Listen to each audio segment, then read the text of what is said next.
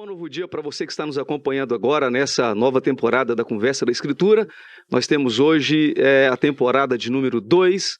Eu já aproveito para dizer para você, inscreva-se no canal, ative o sininho, curta clicando no joinha, compartilhe essa live. Se não puder fazer os 3, faça pelo menos uma, curta clicando no joinha, tá bom? Então vamos lá para mais uma Conversa da Escritura.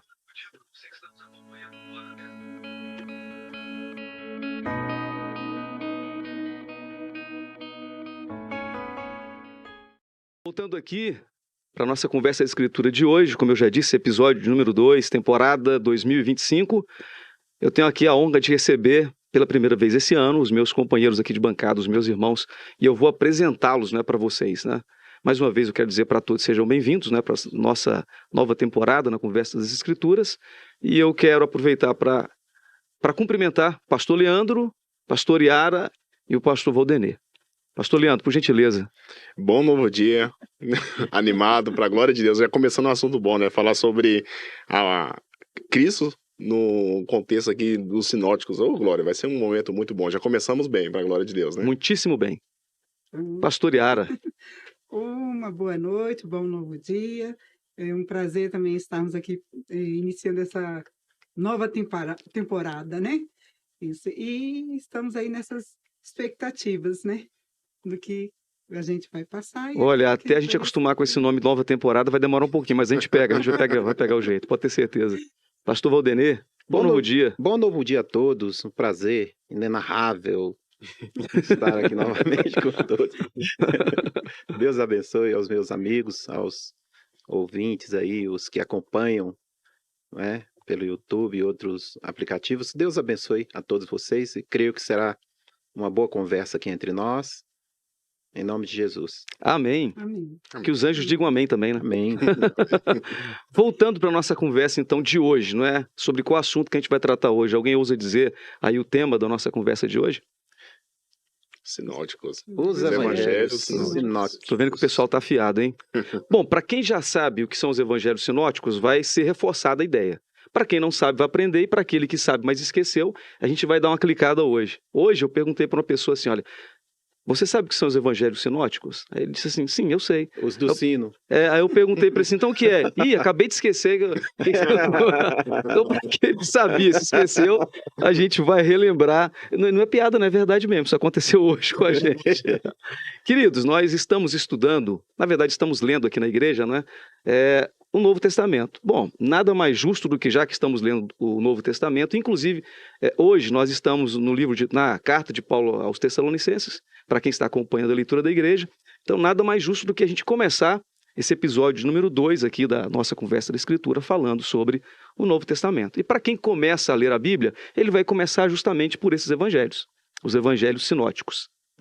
Mas para quem está nos acompanhando aí, pouco sabe, ou nunca ouviu falar dessa palavra, a gente vai tentar explicar o que essa palavra significa, sinóticos. Alguém saberia dizer para a gente o que é sinóticos? Mesma ótica, Mesma mais ótica? Parecido. Mais alguma coisa? Bem mais profundidade, Esqueci. Vou ajudar a pastora a lembrar palavra, então. Mas o pastor Leandro matou a charada. O que você falou mesmo? Mesma ótica. Mesma ótica. Sob a mesma visão, eu visão, tinha anotado aqui nos meus apontamentos. Veja, do grego é isso. Eu não ouso dizer aqui a palavra em grego, mas o significado é esse. Então não há nada assim de complexo, É uma palavra simples, mas não faz parte, claro, do nosso dia a dia e talvez algumas pessoas tropecem. Mas sinótico quer dizer isso. Quando nós começamos a ler o Novo Testamento, a gente vai primeiro nesses livros aí. Os evangelhos sinóticos, que têm a mesma visão. Mateus, Marcos, Lucas e João. Tinham a mesma visão, contam a história de Jesus, a vida e o ministério de Jesus sob o mesmo ponto de vista. Agora, para a gente entender os sinóticos, é bom a gente fazer um apanhado primeiro em cada livro, talvez separá-los, Os sinóticos, eles dão para a gente a ideia de você ler todos os livros, os 3 livros, fazendo um paralelo entre eles, para que você veja as semelhanças que há entre a forma como cada autor escreve. Mas isso não nos impede de ler, claro, individualmente cada livro. A gente pode pegar Mateus, a gente pode pegar Marcos, a gente pode pegar Lucas individualmente. Vamos deixar de aprender o Novo Testamento? Não, obviamente que não. Mas os sinóticos nos dão essa ideia. Então, o que a gente se propõe a fazer aqui essa noite? A gente vai fazer individualmente cada um deles e, quem sabe, fazer um apanhado dos três para a gente fazer essa referência, né, à expressão sinóticos, para ter a ideia de que os três trazem para a gente uma ideia, uma visão conjunta, uma visão, como você mesmo disse, uma mesma visão, sob uma mesma visão. E a gente vai começar, então, com qual livro? Tem que ser com o primeiro, claro, Mateus. Pastor Leandro, vou te dar a honra para você fazer para a gente aí uma... Para quem está nos ouvindo, claro, aí, para quem está nos assistindo, acompanhando agora, ter uma visão do Evangelho de Mateus. Bênção. E é um evangelho que ele nos impacta porque, no final das contas, dele a gente vai ter a grande comissão, que seria o encerramento desse evangelho, né? E ele contando essa visão, a gente vai aprofundar, né? Então, oralmente, a gente vê que o povo comentava e falava sobre as histórias de Jesus. Cerca ali de 30 anos depois de todos os acontecimentos, aquela história era contada. Então, de certa forma, haveria uma fonte. E deveria essas fontes também ser escritas e colocadas para que outros realmente pudessem ser alcançados. Outros quem? Os judeus cristãos que estavam ali já adeptos ao cristianismo. Então eu vejo esse coletor de impostos, servo de Jesus, de repente ele começa a fazer uma exposição de Jesus na visão, claro, né? Se eu tô tratando com judeus, eles estão esperando o rei. Então, até observando essas passagens, vocês vão perceber que se ele está apontando para Jesus, então vão ter 60 passagens do Antigo Testamento neste evangelho. São 28 capítulos ali simples, mas a gente vai folheando a palavra. Por isso dizia o profeta Isaías. Isso também está escrito em Miqueias. Jeremias também falava sobre isso. A gente vai percebendo que isso é como se fosse uma defesa, como eu vou colocar talvez assim, uma apologética, né, mostrando no Antigo Testamento, dizendo que esse Cristo, ele é o Cristo das Escrituras. De certa forma, ele estava municiando os judeus da sua época para combaterem aqueles que não pensavam dessa forma, né? Ele, na verdade, abre o Novo Testamento apontando para o Antigo Testamento e mostrando em Cristo o cumprimento das profecias do Velho Testamento. É isso mesmo? Isso mesmo. Tem mais alguma coisa para falar de Mateus? Tenho, mas... Pode falar, fica à vontade. Aqui agora a gente tem tempo ainda, tá? Daqui a pouco eu vou começar a dar tesourada. Mas por enquanto a gente tem tempo, pode ficar à vontade. E como um rei ele vai ter aquela postura. E na sua postura de ensino, eu vou perceber que este cetro ele jamais sairia da tribo de Judá. E é interessante que isso é uma profecia lá de Gênesis 49, versículo 10. É engraçado a gente olhar, engraçado assim, interessante, né? Não que eu vou rir lendo Gênesis, mas eu folheando o livro de Gênesis, lá em capítulo 49, versículo 10, está falando que o cetro, né, o reinado não sairia daquela tribo. E desde Gênesis a gente está esperando esse cumprimento. De repente vem o Rei dos Reis e ele é contado de uma forma extraordinária. O rei que ele das 41 parábolas, ele esboça 25 delas e trazendo uma destreza muito impactante quanto relacionado a esse evangelho. Muito bom. Eu quero aproveitar a deixa que você colocou para a gente. Para quem está nos acompanhando agora na Conversa da Escritura, esse episódio número 2, já aproveita que você está aí acompanhando. Então, inscreva-se no canal, curta, clique nesse joinha, esse dedinho que está na sua tela e compartilhe se for possível. Se não, pelo menos curta, tá, essa nossa programação e para que isso possa crescer de uma forma exponencial. Mateus, nós estamos em Mateus, no Evangelho Sinóticos, começamos com Mateus para poder separar as coisas, depois a gente tenta juntá-los aqui. Pastor Yara, Marcos, eu já começo adiantando o seguinte, Marcos eu sei que é o menor dos três, né? Mateus 20, quantos capítulos? 28. 28 capítulos, Marcos 16 capítulos. Só que Mateus é menor em volume, tá? Aí tá aí uma curiosidade que eu não sabia. Amigo. Confia bem menorzinho, é bem menorzinho. Mas eu só vou fazer aqui umas pequenas observações. Como eu falei que eu esqueci, né, o que é ensinar. Mas lembrou agora. Agora eu me lembrei, gente, que coisa. Mas olha só, eu achei interessante porque esses livros, eles mostram a vida, o ministério de Jesus em várias perspectivas, né? E a gente tem que ver também que esses evangelhos, ou na época que eles foram escritos, né, eles sofreram influência tanto do estado religioso como político e cultural. E a gente vê que cada um desses escritores, eles vão falar a sua visão sobre um fato, né, para pessoas específicas. E no caso de Marcos, né, a gente vê o nome dele completo era João Marcos, né? A gente fala sempre Marcos, né? Mas ele era João Marcos, o nome dele é João de ser hebreu, né? O nome hebreu, e Marcos era o nome latino. Então, por aí a gente já vê a influência, né, das civilizações, né, que andaram passando naquela região da Palestina. E nesse momento eles também, mesmo debaixo do reinado, né, assim, dos romanos, né, mas eles também sofriam aquela influência do helenismo, tá? Então, por isso que a gente diz que o Novo Testamento foi escrito em grego, né? Aí sim, então vamos nós. Marcos, ele era sobrinho, tinha um parentesco, né, com Barnabé. Ele acompanhou também Paulo e Barnabé na primeira viagem missionária. Agora, o interessante do livro de Marcos, que eu vou pedir para que o irmão coloque ali, é como ele está sendo dividido, sabe? Achei interessante que, por exemplo, no capítulo 1, são 16 capítulos, no capítulo 1 ele está registrando o ministério de João Batista e iniciando o ministério de Jesus, assim que Marcos começa a desenvolver o seu evangelho ali. A gente pode dizer assim que a primeira coisa que ele está colocando ou ressalvando é essa preparação ministerial de Jesus. E ele aponta a tentação de Jesus e como Cristo venceu essa tentação. No capítulo de 2 a 9, ele já registra o quê? As ações de Jesus durante o ministério na Galileia. Tá?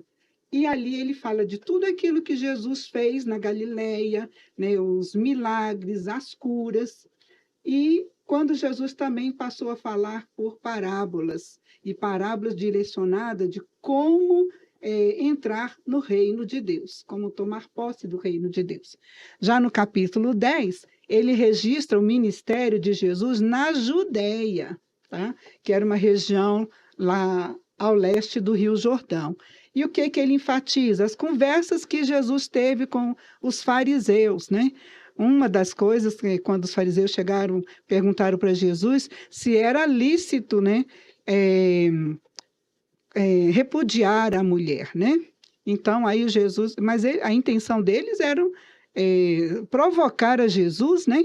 E ver qual seria a resposta, se estaria dentro da lei ou o que Jesus falaria, né? Então, aí, mas Marcos mostra essas conversas de Jesus com os fariseus. E aí, nesse intervalo, nós vemos a participação das crianças, Jesus abençoando as crianças. Que aí ele coloca aquele versículo, né? A gente lê aquele versículo, né? Deixai vir a mim os pequeninos, porque deles é o reino dos céus. E quem também não se tornar como uma criança não pode, né, entrar no reino. Já nos capítulos 11 a 15, já registra o quê? A última semana de Jesus, falando da sua morte, né? Agora, Jesus já está em Jerusalém e um fato marcante é quando Jesus entra naquele jumentinho e o povo começa, então, a proclamar, dizendo: Hosana, bendito aquele que vem em nome do Senhor. E Hosana, né, no hebraico, quer dizer ajuda-nos. Salva-nos. Então, salva-nos. E eles, então, estavam clamando lá. Então, Senhor, salva-nos, mas bendito é aquele que vem em nome do Senhor. E já no 16, ele registra o período entre a ressurreição e a ascensão de Jesus aos céus. E eu achei assim, interessante que nesse capítulo ele é pequeno, mas a ênfase dele são as mulheres que foram ao túmulo. E Jesus conversa com Maria Madalena, né? Aí só fala para as mulheres avisar os seus discípulos e a Pedro, né? E logo depois Jesus ordena a pregação para os seus discípulos e todas aquelas pessoas que estavam vendo quando ele estava já para subir aos céus. Que aí ele falou, ide por todo mundo, pregai o evangelho a toda criatura, né? Então, esse é um resumo do que Marcos escreveu a respeito do ministério de Jesus, do que Jesus fez, né? E aquilo que a gente vê, o poder e a autoridade, porque Jesus ele veio para ser servo, né? Assim como nos evangelhos falam que Jesus mostra a humanidade, né? Ou como rei, reconhecido como rei, né? Marcos já mostra que Jesus veio para servir o homem. Então, ele sentiu tudo aquilo que o homem sentia. Ele viu todas as dificuldades. E ele falou assim, então, eu vou servir ao homem. E ele fez isso tudo por amor. E com excelência, glória a Deus. Isso é muito bom.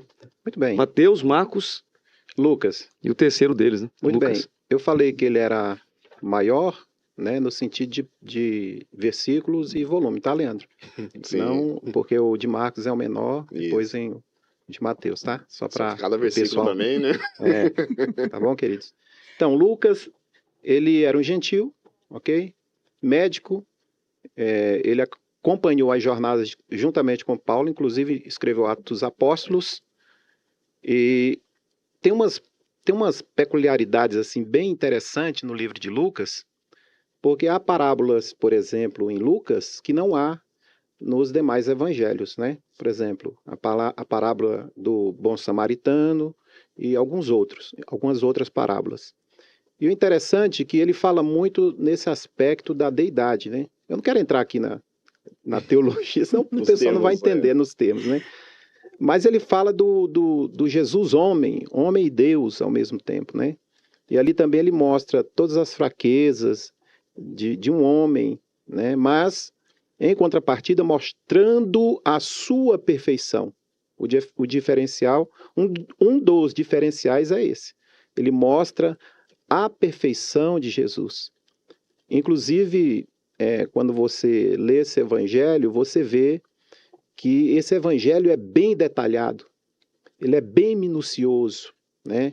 Há quem diga que Lucas exerceu o papel daquele jornalista investigativo, né? Ele mesmo diz, bem no começo do evangelho, né, de Lucas, que ele fez isso. Ele foi muito minucioso, né? Ele procurou realmente saber de Jesus. Ele falou com oitivas, né, com pessoas que viram, que presenciaram, que acompanharam Jesus.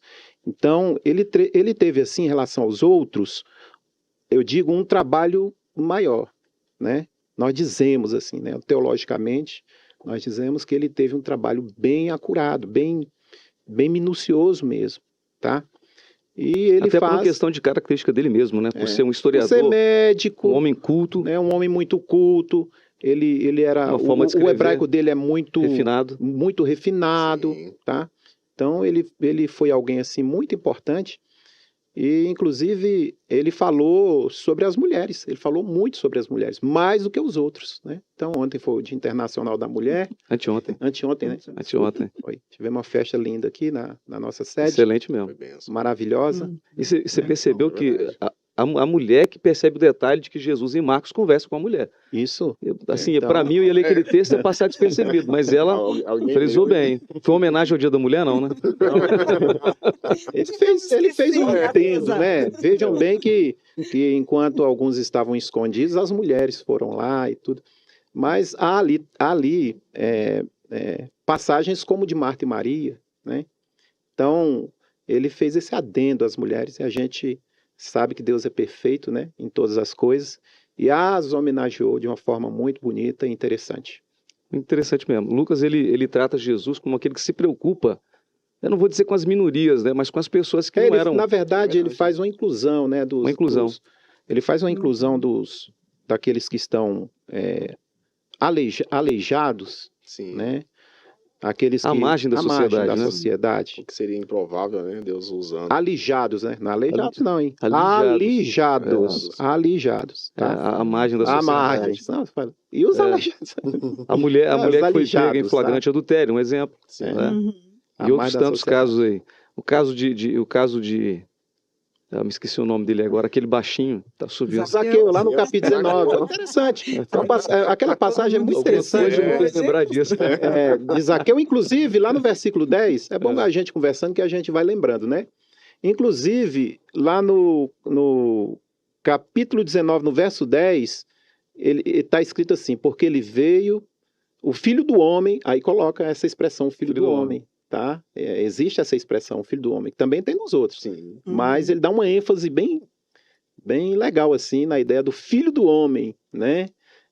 Porque o filho do homem veio para salvar Buscar e salvar o que se havia perdido. o que se havia perdido. E existe, então, parábolas como aquela da dracma perdida, Lucas né? capítulo 15. Capítulo 15. Ali são 3 parábolas. Achados e perdidos. E também tem a Achados do, e perdidos. tem a do né? filho pródigo também. Então, assim, é algo assim muito interessante, muito profundo, porque, é como eu estou dizendo, quem faz a leitura do livro de Lucas, ele consegue ver as nuances, ele consegue ver os pequenos detalhes, né? Ele consegue ver como Jesus agia minuciosamente dentro do texto. Isso é muito lindo, Muito lindo. muito maravilhoso. Interessante, vocês observando cada livro, né, dentro do seu próprio contexto, da sua própria visão, Mateus ele escreve, por assim dizer, mais particularmente para os judeus, né? Sim.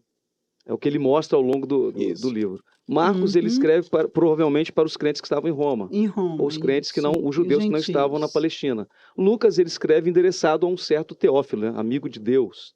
Está lá no Tanto capítulo. Lucas como Atos. Sim. No capítulo 1, ele vai falar isso no livro de Atos, não é isso? Não, ele fala no livro de Lucas Lucas também. Tá? Porque Lucas em 1 e Atos ele 3. fala, fiz o primeiro tratado a Teófilo. Isso, e tal. a Teófilo. O primeiro tratado é o livro de Lucas. Teófilo é um nome grego, né? A gente sabe que é um nome grego. Então ele envia a esse Teófilo.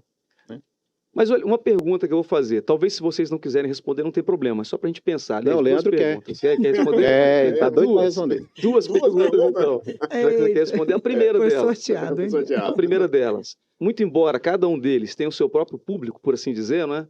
E a sua forma de dizer para aquele público, os 3 evangelhos, eles se aplicam só àquela comunidade? Por exemplo, Mateus para os judeus, vai aplicar só para os judeus?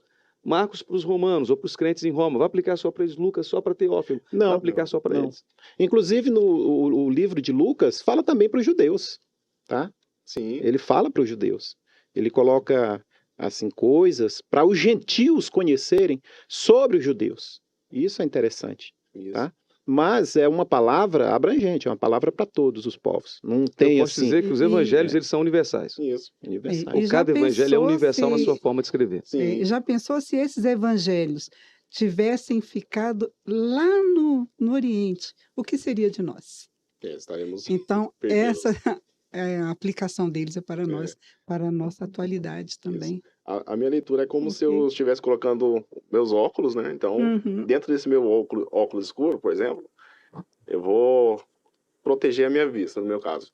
Mas eu tenho um objetivo. Então, por exemplo, se eu estou escrevendo aos judeus, então eu vou usar da cultura judaica, eu vou usar das parábolas, né? Que ele vai falar sobre reino, porque os judeus, são muito profundos na Torá, na Tanakh, né? Vamos resumir toda a Tanakh, todo o Antigo Testamento.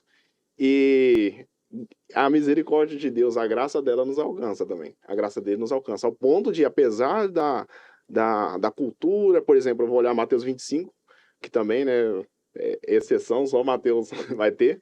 Ele vai, por exemplo, falar sobre um casamento, mas porque eu não vou encontrar nem Lucas e nem Marcos? Porque é uma cultura judaica. Então, olhando naquela visão, a gente que não, eu sou brasileiro, goiano, roedor de piqui, eu olho para aquilo ali e vejo a misericórdia de Deus e falo, olha, há uma esperança de eu ir para o céu. Você não é só goiano, você é anapolino, que é melhor ainda. E uma coisa que é interessante, né? Porque dentro da cultura judaica, eles falavam mesmo, né? Os rabinos, eles falavam parábolas, né? Sim. Para dar, assim, explicar coisas, né? Éticas e morais. E Jesus, ele também se apropriou desse método de parábola para falar verdades espirituais do reino de Aleluia. Deus, né? Glória a Deus. Aí, uma Isso. observação, né? O Mateus, Marcos e Lucas, ele tem uma visão, né? Olhando o ministério e o serviço de Jesus. Aí João, ele vai ter uma visão diferente, no caso. Que ele vai olhar Jesus como Deus, né? Aí só falou da parábola, inclusive eu nem vou olhar a parábola no Evangelho de João. Aquele negócio dele é o sinal, É. né? Que ele é Deus, né? E falando em Isso, parábola, o pastor Leandro, lá em Lucas, no capítulo 10, você encontra a parábola do bom samaritano, né? Hum, Então, você vê aí que que pra mim é uma Jesus parábola impactante. Ela mexe. é impactante, é maravilhosa. Veja que ele faz uma observação sobre quem estaria mais próximo do Senhor, né? Ele usa ali figuras. O improvável. Ele usa ali figuras. Na parábola, ele usa figuras. E essas figuras, as quais ministravam no templo do Senhor. É o sacerdote, o é o levita, levita, E quem né? ajuda é justamente aquele que é mais improvável. É samaritano. aquele que é o híbrido, né? Que tem Queridos, eu vou lançar uma pergunta aqui. Eu disse que eram duas, né? Eu fiz aquela primeira, se os evangelhos são universais ou não. Vocês já responderam. Essa eu não vou querer resposta, vai ficar para casa, tá? É porque eu quero incentivar as pessoas que estão ouvindo a gente agora. pesquisar, né? Se o pastor Daniel depois quiser responder, tá? Essa pergunta é só para a gente pensar. Para as alvoradas. ele lança para as trabalhando esse alvoradas pensamento. amanhã. Mas de qualquer maneira, eu quero que depois o pastor Daniel vai responder para a gente essa daí. Em off depois, tá? Por que os evangelhos sinóticos são tão semelhantes? Por que eles se parecem? Eu não sei se eles se encontraram para escrever. Estou chutando aqui, tá? Se tem uma Eu não fonte- sei se tem uma fonte comum. Bom, fonte são todas guia, né? especulações. Essa não é para responder, porque essa daí é uma pergunta que vai Essa não é longe. pra Mas eu vou responder, deixar no ar. Eu vou deixar no ar, tá? A gente dividiu a nossa conversa em alguns blocos, porque é muita informação, mas a gente quer abrir, assim, gosto, né, para quem está nos ouvindo, para ler realmente os evangelhos. Porque ler os evangelhos não é só uma questão para se entender o Novo Testamento, é uma questão fascinante. Porque os evangelhos contam sobre a vida, sobre o ministério de Jesus, dentro do ponto de vista, do jeito que eles escrevem, mas de forma precisa, né, de forma... Então, o objetivo principal deles, dos evangelistas, Mateus, Marcos, Lucas, de João também, só que nós estamos estudando aqui os sinóticos, tá? Só Mateus, Marcos e Lucas. O objetivo principal deles é apresentar a pessoa de Jesus. Então, eu queria ver, dentro de Mateus, Marcos e Lucas, a forma, embora alguns já tenham adiantado aqui, eu queria ver a forma como eles apresentam Jesus para a gente. Como é que eu posso ver Jesus dentro dos evangelhos, não é? Por exemplo, como é que Mateus apresenta para mim Jesus? para o rei esperado pelos judeus, né? Aquela profecia lá de Gênesis 49:10, né? O cetro. Então, o judeu, ele espera o rei messiânico. E um rei, a começar pela sua própria genealogia, né? Ele começa o primeiro capítulo apresentando um rei. Inclusive, no capítulo 2 vai falar dos magos, né? Que vêm com presentes de rei para Vieram do Jesus. Oriente. Isso, que vieram do Oriente, né? E quando a gente olha para as escrituras, inclusive mostrando que esse rei, além de ser da linhagem de Davi, ele também, a sua genealogia começa de Abraão, para mostrar que ele tem a aliança, ele tem a promessa, e ele é o esperado. Mateus está ali nessa defesa. E uma passagem que está lá em Mateus capítulo 17, assim, a partir do versículo 24 ao 27, por exemplo, é uma passagem disso. Quer projetar a passagem aqui? Eu acho que dá tempo. Ali A gente tá tem um falando tempinho sobre considerável ali. quando... Já projetaram? Pô, é O rápido. pessoal da projeção aqui. Rapaz! Essa história a gente só vai encontrar em Mateus também. Quando fala que Jesus, ele tá com os discípulos em Cafarnaum, aí os coletores de impostos chegam lá cobrando as dracmas, né, do templo, que era um imposto para o templo. Aí o versículo 25 vai falar lá, né, que eles perguntam para Pedro, o mestre de vocês, porventura, ele não paga esse tributo, esses impostos? Ele muito rápido em responder, ele fala, paga. Arrumou um talão para Jesus, né? Depois, Boleto. arrumou um boleto. Boleto. Aqueles amigos que arrumam dívida para nós, né? Talão é coisa bem antiga, né? É verdade, né? Já disse a minha idade aqui. O versículo 26 vai falando que ele é questionado sobre esses cobradores de imposto, né? Aí o versículo 26 está dizendo assim, que dos alheios disse Jesus, logo estão livres os seus filhos. E o versículo 27 vai mostrar que um milagre numa pesca, vamos falar assim, milagrosa. Em resumo, o que eu quero dizer sobre isso? Quando a gente olha esse tributo, por exemplo, do templo, quem era da tribo de Davi, por exemplo, não deveria pagar esse tributo. Porque lá na promessa de Saul, falou, quem venceu Golias vai ficar livre de pagar imposto. Né? O imposto, inclusive, do templo. Aí a gente vai percebendo que quando a gente olha essa linhagem, esse texto, por exemplo, vai mostrar, olha, eu como sou da tribo de Davi, da linhagem de um rei, na verdade eu não deveria ter esse tipo de cobrança. Eu olhando para esse texto, eu achei ele até impactante, porque é escrito por um cobrador de imposto, e é o único texto que ele encerra sem dizer se, quando o anzol foi colocado lá na água, quando ele puxou, teve ou não as duas moedas. Porque foi uma verdade real. Ele nem precisa explicar o detalhe. Eu olhando, isso sendo contado por um cobrador de imposto, aí no caso, é uma coisa que chama a atenção. Né? Fascinante mesmo. Mateus, então, apresenta como o filho, como rei, o filho de Davi. Isso. O descendente de Davi que teria um trono que não se acabaria mais. Cumprimento da promessa de Deus feita, né, por meio de Samuel. Sim. Eu não vou ler o texto aqui, mas lá em 2 Samuel 7, 12 ao 19, fala do cumprimento dessa profecia. Então, Mateus o enxerga como o cumprimento da profecia feita a Davi lá no passado. Marcos, como é que Marcos apresenta Jesus para quem está lendo, né? Eu já falei Adiantou um pouquinho. Já adiantei um pouquinho, Não tem problema, né? não, pode repetir, fica à vontade. É interessante, né? Marcos apresenta Jesus como sendo servo, né? E uma coisa, o que um servo faz, né? Digamos, um empregado, né, de uma fazenda, né? Ele vai ali trabalhar, vai cultivar. E Jesus, como servo, uma coisa que eu achei interessante, ele foi cultivando aqui e trabalhando na parábola do semeador.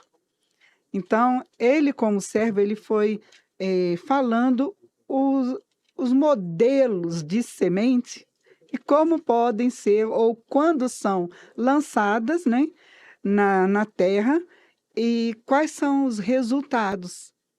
Então, assim, Jesus foi, lançou as sementes e aqui ele fala sobre os tipos dos corações que recebem. E por exemplo, aquele coração que está muito aflito, né? Sem manifestar a sua fé, a vontade de servir ao Senhor. Então, as tribulações vêm, apagam, né? Tudo isso. E Jesus está falando sobre esse tipo de semente até que falando de uma semente que caiu numa boa terra. E aí ela produziu bastante, né? Que a gente estava falando, né? Isso. Amém. Então, assim, Jesus, ele veio plantar no coração do homem as verdades espirituais do seu reino. Amém. Assim como os judeus queriam um rei, né? Mateus apresentou como rei, mas Marcos já está falando, olha, esse mesmo rei também ele está aqui para servir. Essa comparação, ela é fascinante, né? Ela é fascinante. Mas, se vocês me permitem, rapidinho, né? Eu tenho uma visão também acerca do servo sofredor. Marcos, ele escreve para os crentes que estavam em Roma. Nós entendemos assim, não é? Os crentes que estavam em Roma, houve um tempo em que eles sofreram muito, mas muito mesmo. Sobretudo quando Nero assumiu lá o império, né? Sim. Incendiou parte de Roma e colocou a culpa em cima dos cristãos. Vamos lá, sofreram muito. O que essas pessoas esperavam de um Messias? Que fosse, claro, um libertador político, né? Então essa é a visão que eles tinham. Para corrigir essa visão, porque se eles entrassem nesse pensamento de que ele virá como alguém para me livrar do Império Romano ou de qualquer outro império, né? ou como um guerreiro, eles iam ficar frustrados. Aí Marcos, como escreve para olha, não é bem assim. Ele vem como um servo sofredor e humilde. Isso. E declara para a gente em letras garrafais o que Jesus mesmo disse. Então, eu vou sofrer, eu vou ser julgado pelos homens, eu vou ser condenado, vou morrer e vou ressuscitar ao terceiro dia. Mas a visão que a senhora teve aí do servo sofredor, achei fantástico, brilhante. Quando a gente vai lendo assim, é legal, né? Muito fascinante, né? Muito bom mesmo. Agora sobrou o Lucas, né? Eu já falei um pouquinho... Não, Lucas, o Valdenê para falar sobre... O Valdenê, o Lucas não. Já falei um pouquinho, né?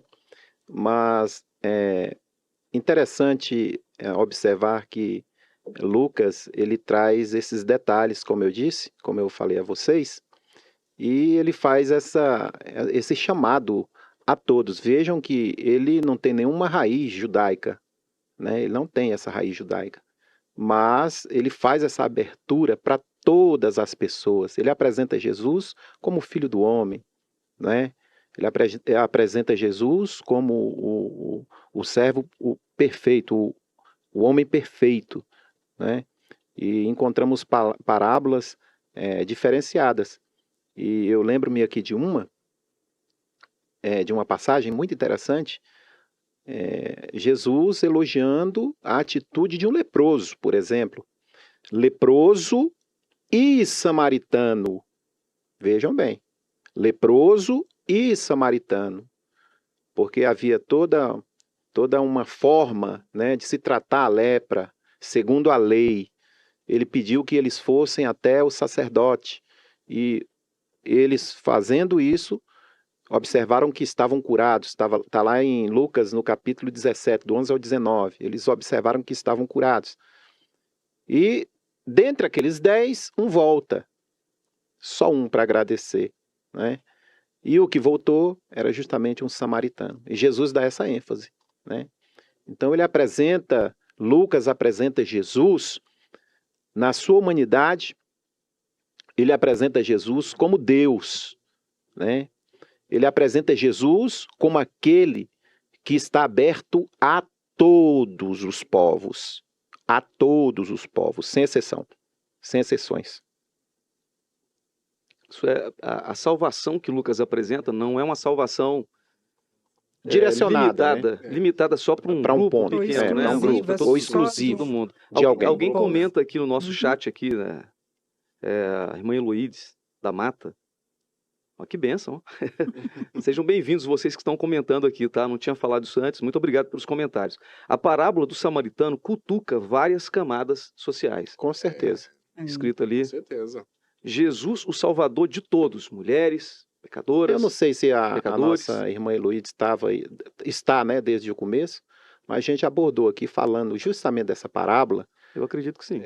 Porque ela é diferenciada Sim. no livro de Lucas, né, que dá essa ênfase do Senhor Jesus apresentando a todos quem é o mais próximo de Deus. E isso é interessante. Quando ele faz isso, várias camadas, né? Sim. Que são os religiosos, caem por terra. Porque é um choque. Porque É um todo choque. mundo esperava que, na cultura, verdade, em tudo, né? Em tudo. Com certeza. Vou esperar o cuidado de quem está no templo, né? De repente o cuidado não é de quem, na verdade, quem é desprezado pelo judeus. Era para ser. Isso. Não é? O que era ele pra quis ser. mostrar ali, na verdade, foi que havia uma separação muito grande do que eles falavam e do que eles praticavam. E é tão interessante. Eles tinham uma fala, eu sempre digo, né? Tem gente que é muito bom de Deus na boca e péssimo nas atitudes. Não era em vão que Jesus chamava muitos deles de hipócritas, né? Não, mas ele já falou. Okay. Ah, tá. Que eu ia até falar que a hipocrisia, né, do questionador dessa passagem do samaritano, inclusive, quando Jesus fala quem é teu próximo, ele nem ousa falar o samaritano. Era tão desprezível para ele falar, não, esse último aí. Esse cara aí. De tão E quando desprezível Jesus que é. também conversa com a mulher samaritana lá no poço, né? Sim. Então também a gente já vê É. Deus mostrando ali que não tem acepção de pessoas, né? Independente da sua etnia, né? Inclusive até os evangelhos vão contar também dessa questão cultural, né? Os sinóticos vão mostrar, por exemplo, a história da mulher hemorrágica e ao mesmo tempo Jesus curando a filha de Jairo, uma mulher que ela faliu tentando resolver um problema de saúde, enquanto que Jairo ele era o chefe da sinagoga. Então Jesus ele atende o rico, né? O religioso. Se ela era hemorrágica, ela estava impura. Então eu imagino 12 anos essa mulher sem ir no templo. Então alguém que está afastado do templo, de repente ela recebe ali o poder de Deus, a virtude, né? Mais um comentário bom aqui do chat, tá? É porque eu abri o chat agora tem pouco tempo, não estava procurando, não achei. Eu e tecnologia, a gente não se identifica muito bem, não. Agora que eu consegui abrir aqui. Tem um comentário interessante aqui. Interessante perceber que há quem acredite que envolver-se com os necessitados pode causar separação de Deus. Jamais, né? Jamais. Não. Muito pelo contrário. Muito pelo Muito contrário. e o Evangelho O de samaritano, ele Lucas, ensina exatamente isso o pra Evangelho gente. de Lucas Esse mostra com os necessitados. justamente isso, Isso. né? Ele tem aquele apego assim pelos marginalizados. Vem para mim. Mateus, você Vem pra mim. minha defesa também, Mateus também vai inclusive dizer, né, olha, vocês vão me servir, eu escolhi ser servido através Uhum. dos pequeninos, quando eu tiver com frio, você me der de me cobrir, quando eu tiver com fome, me der de comer, Se tiver com estiver sede, preso, vai lá me preso. visitar, né? Olha a recompensa de Mateus 10:42. Quem me deu um copo d'água, viu? Eu tô bebendo água aqui. A Opa, recompensa obrigado. dessa pessoa.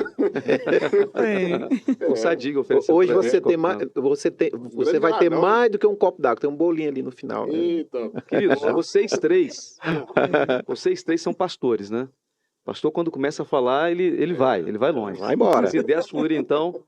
Nós temos 2 minutos para cada um, para a gente trazer Mateus para a atualidade, trazer Marcos para a atualidade e Lucas também. Só para passar um melzinho, né? Uhum. Para quem está nos olhando, como se estivesse pegando limão e espremendo para dar água na boca das pessoas. 2 minutinhos para você trazer Mateus para a atualidade. Eu sei que é um desafio, mas vamos lá. Ah, sim. Tem o dito que manda quem pode, obedece quem tem juízo, né? Uhum. Se um rei desse uma ordem para o seu súdito, esse súdito deveria realmente obedecer, né? Se eu estou lendo o Evangelho de Mateus e enxergando ali os sermões, umas profecias, e de repente esse rei me dá uma ordem. E é interessante que quando alguém está de partida, as últimas palavras dessa pessoa é muito importante. A última ordem de Jesus, inclusive, é que está sendo cumprida nessa igreja esse ano. É o fazer Cristo conhecido. Então, eu responderia isso em Mateus 28, versículos de 18 ao 20, que inclusive é a grande comissão. Nós estamos aqui conhecendo a Cristo e fazê-lo conhecido. E está escrito. Então, Jesus aproximou-se deles e lhe disse: toda autoridade me foi dada no céu e na terra. Portanto, vão e façam discípulos de todas as nações, batizando-os em nome do Pai, do Filho e do Espírito Santo, ensinando-os a obedecer a tudo o que eu ordenei a vocês, e eu estarei sempre com vocês até o fim dos tempos. Muito bom. É porque já passaram os 2 minutos. Já falou 5 já. Pastor. Então, pronto. O meu vai ser bem rapidinho. O que a gente pode aprender, né, com o que João Marcos escreveu, né?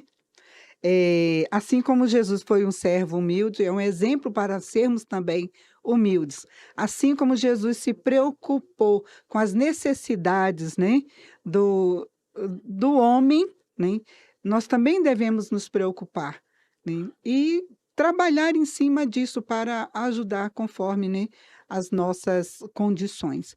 Então, é um exemplo que nós temos que realmente seguir, independente da circunstância, independente daquilo que a gente está passando ou não, ou que a pessoa está passando, mas nós devemos demonstrar esse carinho, esse amor e essa preocupação com o nosso próximo, que foi isso que Marcos colocou, a preocupação de Jesus com o próximo, com o homem. É bem que ela falou, bem rapidinho, né? Muito bem. Jesus é aquele que sempre está com a sua porta aberta para todos. Inclusive, nós falamos um pouquinho aqui sobre Lucas, no capítulo 19, sobre o moço chamado Zaqueu, né, que desce depressa, ele sobe no sicômoro, né, e depois desce depressa, porque Jesus mandou que o fizesse.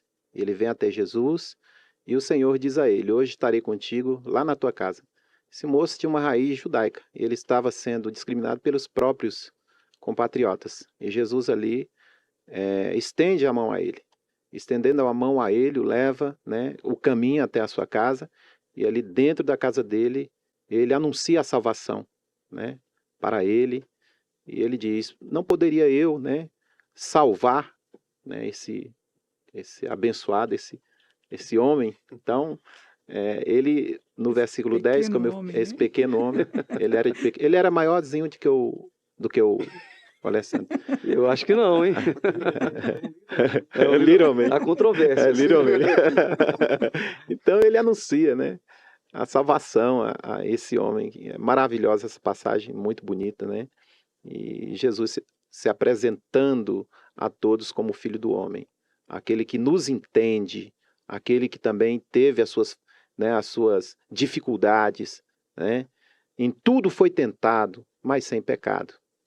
Então, aos que me ouvem, você pode ter plena certeza de que Jesus o ama, independente da sua situação, onde você estiver, não sei o que você está fazendo agora ou praticando, né?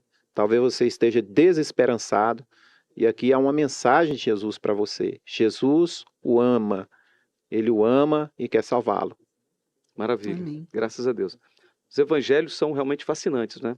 Lê-los, compreendê-los de forma separada, bom, mas a gente precisa também colocá-los juntos para entender o significado deles como sinóticos.